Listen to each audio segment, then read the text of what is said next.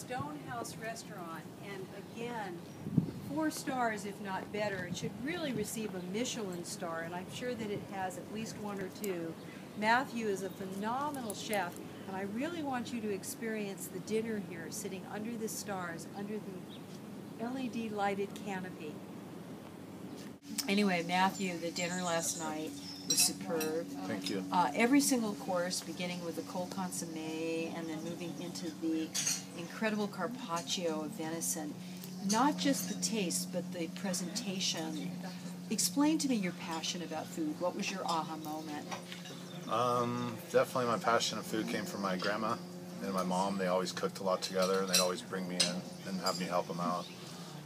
My mom had 3 sisters, and I didn't have any sisters, and they didn't have any brothers, so they always liked to mess around with me and bring me in and kind of help me. And it was just growing up eating good food, I think, that just brought me into love food. And then this California, just has so much to offer that it's just, how could you not, want to utilize? But you talk about the substance of food. We're so fortunate here in the state of California to have such an abundance of organic and sustainable food. But you take it to a hot cuisine. It's not, this is not just your typical white plate, with lovely things put together. You have devised sauces and methodologies. Did that come from training? That came from training. It came from working under the right people, working with fresh, good ingredients. I've been fortunate to work at some really good places with some really good people that weren't not say celebrity chefs, but people that really were in the roots of their communities of being chefs. Not very well known, but very passionate people. That taught me a lot. So now is other than what's grown on the property, and by the way, compliments to your staff in growing that beautiful vegetable and herb garden. Yeah, you're using all those resources. I work with our gardener and about what we're going to plant, what I think makes sense, what I probably will use in the upcoming. He tells me what works well in this type of season. As I have a huge garden at home as well, so I do know a little bit about gardening. I did landscaping for years. Wow. So we work together on that.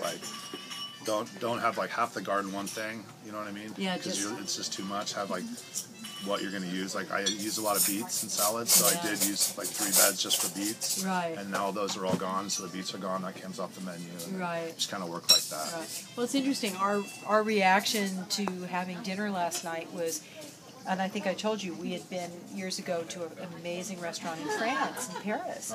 And the abundance of fresh food in Paris and the way they serve the crudité, the radishes that are this long, and the olive oil, which is custom blended. Custom pressed. And that amazing flatbread that you served us last night was something else. The size of the pumpkin seeds. Yeah, those are actually pepitas. Pepitas in that pumpkin bread. It was so light, it was like lace. This is the actual dough for the lunch. You stretch it on the sheeter right there. Okay. And then you just got to be really careful and you just kind of press it. Press it. And it's this thin. And it's not thin, and it's really fragile, as you can see. And when do the nuts and the seeds and all that? that? After that, we brush it with good olive oil, and then we hit it with fresh Parmesan, sesame seeds, and pepitas. And then it bakes in the oven for about 4 minutes. Turn it another 4 minutes. You turn it? Yeah. Is it crisp when you turn it? It's not almost getting there. But you don't want to pull it out right before it gets crisp, because if you leave it in there, it'll burn really fast. And then how do you slice it so that it's perfect? So then it just sits for a minute, and then we just break it up into pieces. Kind of rustic pieces, nothing uniform. Right. Oh my goodness, this was fabulous. What set work on the plate? I did the finishing stuff. So you do all that intricate, delicate... Yeah, saucing and all that. The carpaccio last night, the venison carpaccio, which I understand is a log It's a venison loin, which we crust in fennel pollen, fleur de sel, and salt.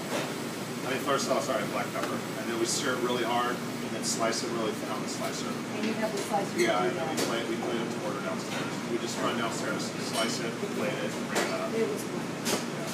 It was great. So that's the kitchen. That's the kitchen.